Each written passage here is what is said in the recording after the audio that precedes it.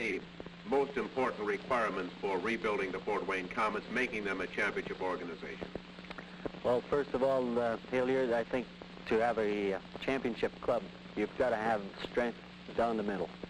And I think we're looking to replace maybe a few players and get stronger down the middle. And we also need a couple of good goal scorers, which we lacked terribly last year, and hopefully a couple of defensemen.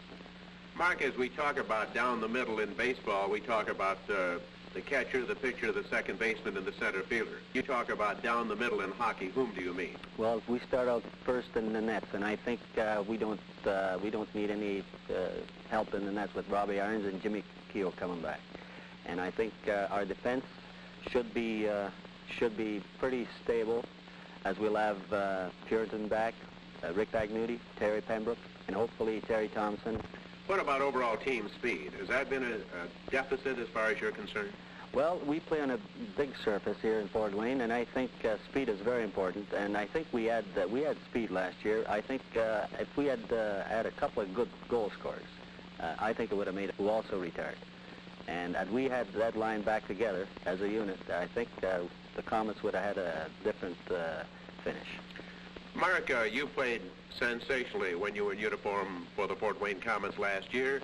Will you be playing again this season? Yes, I'm looking forward to playing Hilliard. I'll be going to camp just like anybody else, and I'll be fighting for a job.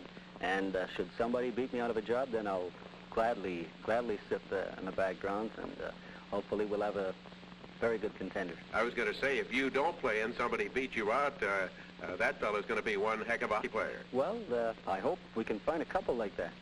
Marc, I've had the feeling in talking to you over the last several months that you've really enjoyed coming to Fort Wayne and managing this hockey team. Yes, it's a great pleasure, really, and I never realized there would be so many. I think they've had a little difficulty, and I think the Komets owe it to the fans to get back on top where they belong. It's really true, Marc, that the Komets have not been a championship contending hockey team really since 1963. Yes, I was checking the records the other day, and I think we're about due to go up to California for a while during my days in the Western Hockey League, Hilliard, and I was in California for 4 or 5 years, and I met a lot of people, and but I can't really say that I had a lot of good friends in California.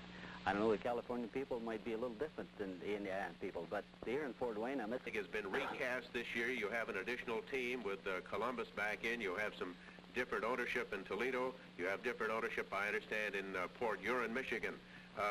What has this done to the league, and how do you think it's going to turn out?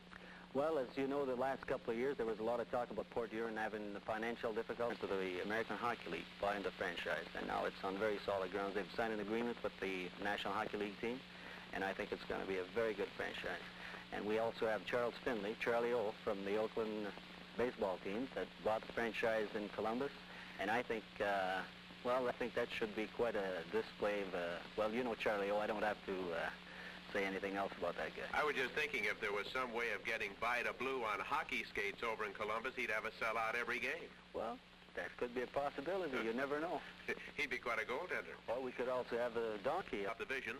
The Komets are now in the Southern Division, and whom will they compete with in the Southern Division? We'll be playing against Des Moines, Columbus, Fort Wayne,